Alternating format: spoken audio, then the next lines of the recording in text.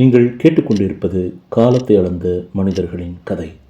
Welcome to masters of time season 1 Rome episode 2 Caesar பூசாரியான கதை. Rome before Christ.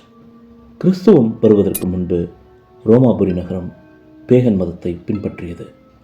ரோமர்களின் வழிபாட்டு முறையை ஒரு மதம் என்று அழைப்பதை விட அது உள்ளூர் நம்பிக்கைகள், சடங்குகள் மற்றும் தெய்வங்களின் தொகுப்பு என்று சொல்வதே சரியானது. ஒரு குடும்பத்திற்கும் ஒரு குலதெய்வம் இருந்தது. ஒவ்வொரு தொழிலுக்கும் ஒரு இயற்கை சக்திக்கும் ஒரு தெய்வம் இருந்தது. புரியும்படி சொல்ல வேண்டுமென்றால், சிந்து நதிக்கு அப்பால் இருந்த மக்கள் பின்பற்றிய பலதரப்பட்ட தத்துவங்கள், குலதெய்வ வழிபாடுகள் மற்றும் வேத நெறிகளை புரிந்து கொள்ள முடியாத பாரசீகர்களும் அரேபியர்களும் அவர்களை பொதுவாக இந்து என்று அழைத்தனர். அது ஒரு மதத்தை குறிக்கும் சொல்லாக அல்லாமல் ஒரு நிலப்பரப்பில் வாழ்ந்த மக்களை குறிக்கும் சொல்லாகவே தொடங்கியது. அதாவது இந்து மதம் எப்படி பல்வேறு வித வழிபாட்டு முறைகளை ஒரே சொல்லாக, இந்து என்ற சொல்லாக சொல்கிறோமோ, அதை மாதிரி ஒரு சொல் தாங்க பேகனிசம் என்றது. பல வேறுபட்ட வழிமுறைகளை எல்லாம் தொகுத்து ஒரு சொல்லால், பேகன் என்ற சொல்லால் வழங்கப்பட்டதுங்க. அதாவது ஆரம்ப கால கிறிஸ்துவர்கள் ஒரு கடவுள் கொள்கையை முன்வைத்த போது, அதற்கு முன் ஐரோப்பாவில் இருந்த இயற்கை வழிபாடு, முன்னோர்கள் வழிபாடு மற்றும் பல தெய்வ கொள்கைகளை பேகனிசம் என்று குறிப்பிட துவங்கினார்கள்.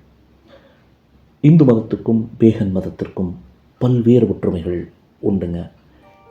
நம்ம ஊரில் இப்போ பார்த்திங்கனாக்கா, ஐயப்பன் கோயிலுக்கு ஒரு விதமாக மாலை அணிந்து நம்ம போவோம். அதே மாதிரி முருகர் கோயிலுக்கு போகும்பொழுது காவடி எடுப்போம்.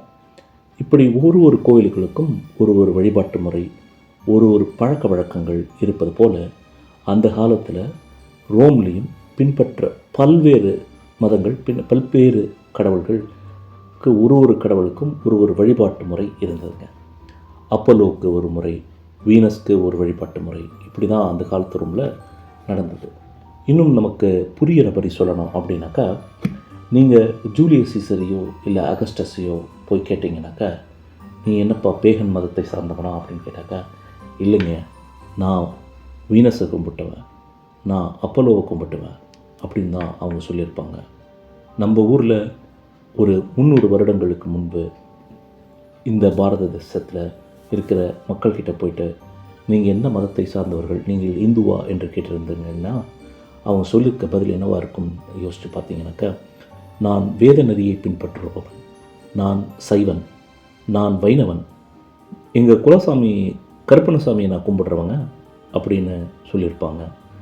அதாவது இந்து என்று அவர்களை அறிந்திருக்க மாட்டார்கள், இல்லை சொல்லியிருக்க மாட்டாங்க. ஏன்னா இந்துன்றது வெளியிலேருந்து வந்தவங்க கொடுத்த பேர். அதே மாதிரி பேகன் அப்படின்றதும் அந்த ஊர் சாராதவர்கள் அவர்களுக்கு கொடுத்த பேர்.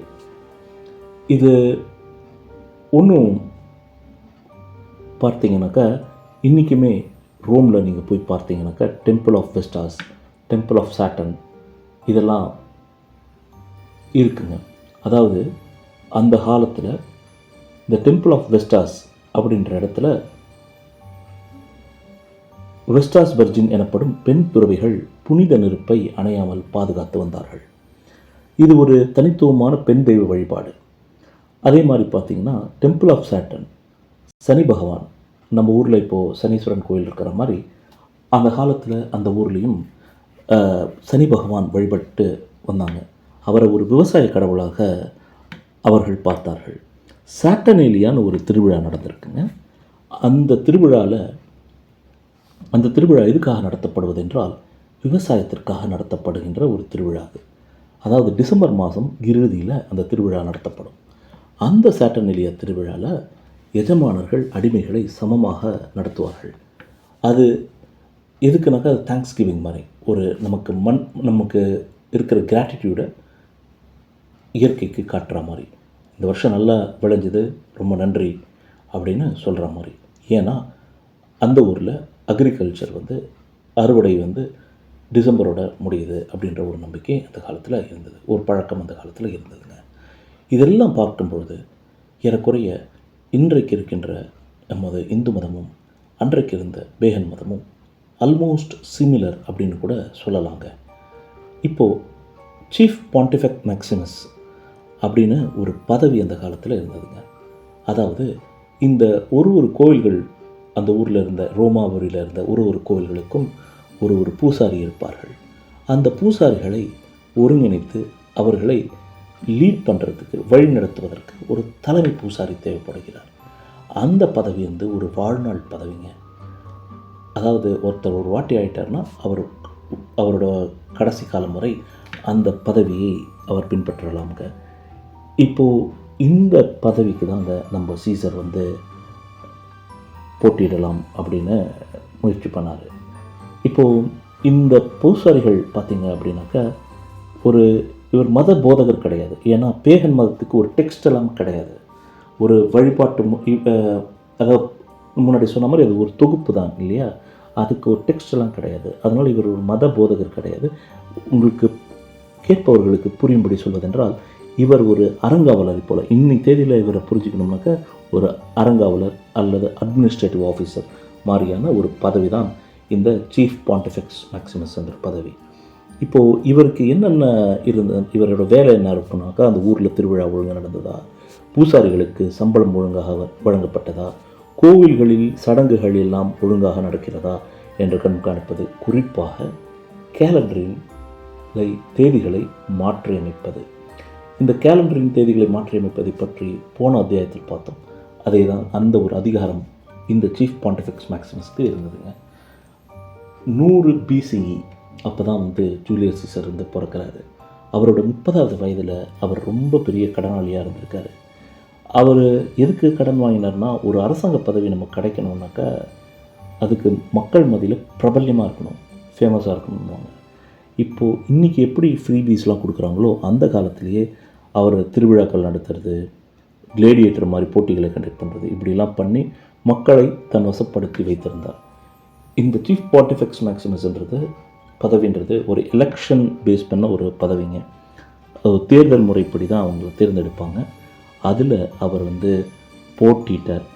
அவர் பெரும் கடனாளியாக இருந்தார். அவங்களுக்கு கடன் கொடுத்தவங்கெல்லாம் எப்படியாவது ஏதாவது பண்ணி ஏதாவது அரசாங்க பதவி வாங்கிடுவார், அந்த நம்பிக்கையில் தான் அவருக்கு கடன் கொடுத்தாருங்க. அவங்க அம்மா அரோலியா கிட்டக்க, ஒன்று இந்த பாண்டிஃபெக்ஸ் மேக்சிமஸ் தேர்தலில் நான் வெற்றி பெறுவேன், அப்படி இல்லைனாக்கா இந்த நாட்டை விட்டே நான் ஓடிடுவேன் அப்படின்னு சொன்னதாக ப்ளூடார்க் அப்படின்ற ஒரு வரலாற்று ஆசிரியர் பதிவு செய்கின்றாருங்க.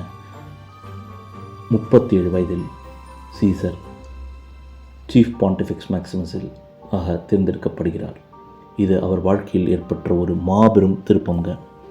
ஆம், அந்த சீஃப் பாண்டிஃபெக்ஸ் மேக்சிமஸ்க்கு ஒரு அடிஷ்னல் அதிகாரம் என்னென்னா, அவரால் செனட்டில் போயிட்டு அவர் பார்ட்டிசிபேட் பண்ண முடியும்.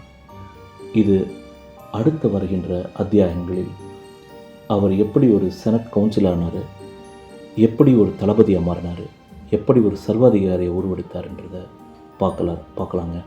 இந்த காணொளி உங்களுக்கு பிடிச்சிருந்தா லைக் பண்ணுங்கள், ஷேர் பண்ணுங்கள், சப்ஸ்கிரைப் பண்ணுங்கள். நீங்கள் கேட்டுக்கொண்டு இருப்பது masters of time season 1 Rome. நன்றி, வணக்கம்.